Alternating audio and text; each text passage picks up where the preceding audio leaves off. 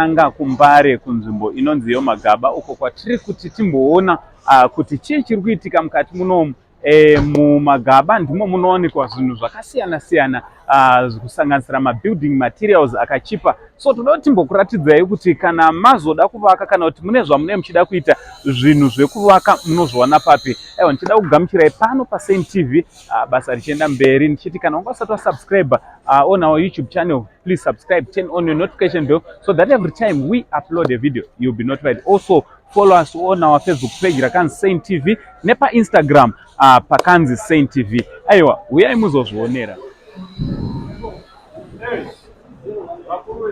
Aiwa, aiwa, good wele. Andiri, arisei mabasa. Mabasa hivi, aiwa, good.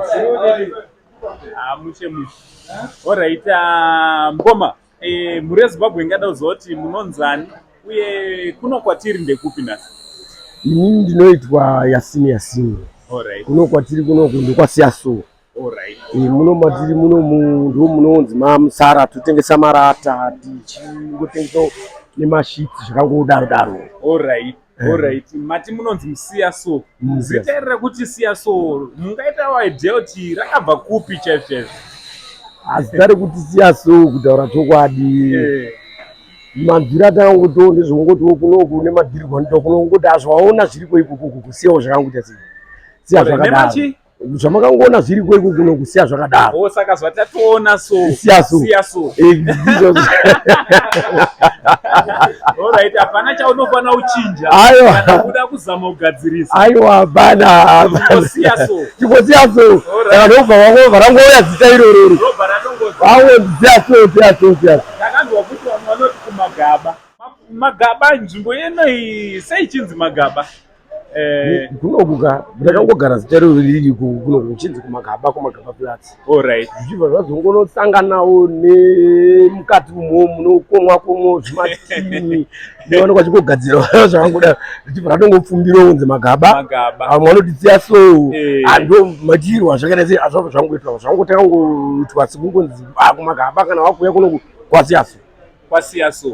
Alright. So panapawo mune chiine chizva munazvo pano? Panapa tine marata maplain nemamwe marata aya IBR achitsamwa akapendwa machromatic nemamwe amwe ane makalazo anenge achisiyana siyanawo zvaakaningirirwa kuti munhu ada kushandisa apa mwana unoshandisa pamba unoshandisa kana pahuku ese anoitawo zvechimwe nemashitsa anogadzira magedhi ekuti kana masliding gate kana ekumakitchen anodiafroni pakati aya tinoita futi munhu anenge achisarudza manje panel anoda toona kuti ada panel ipi design yafarira ndiipi tomuitira nemadoor frame zvese tine madoor frame. Alright. So vamwe vanhu vanototya kuuya munomu kuuya kuzotenga building material yavo, asi tozoona kuti pane vanhu vanotohodha vari mudhuze votonotengesa. Munotowo kudina nevanhu vanotya? Vanhu ava zvavanoita vakafamba nechizita chakudhara nezvinhu vese muno mumarongeka muchaitwa zvinhu zvakadaro. Totozebva bhodza patitori nemaparking akanaka ekuti makatsoma anenge achiuya toalodhira toita zvese achienda maparking bet nawo aya vachiuya chivaita zvinhu zvakanaka. Zvezvo zvokunzi chichi zvacho zvakudhara tinokuti traffic tinototowana unotofonerwa wotouya tototambira kana kurodhi kutoti uya topinda naye mushopu onyatsotenga zvinhu zvakakasununguka kana ida transport tompa kana taunyatsovigirwa zvinhu zvake kwakanaka tompa. Munomubeita zvinhu zvakanaka muno medu muno nevaMuMbare muno. Alright. Munonzi MuMbare. Munonzi MuMbare and MuMbare and company.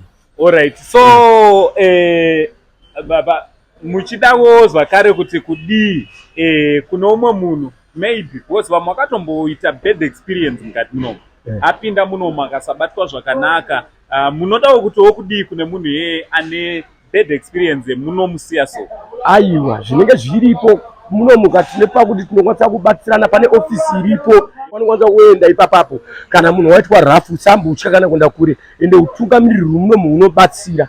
Atidi munhu kuti anzi akanganiswa kana wakanganiswa usache kudzoka kana kuti nzvimbo yaisvikwe svika unoonekwa ubva wamhan'ara unobatsirwa kunzi vanhu tine information yobva taziva kuti zvaitikira papi nepano nhangu akatarisa tinozvitsvaga ende mune tinomubata ende unobva watobatsirwa zvakanakisisa.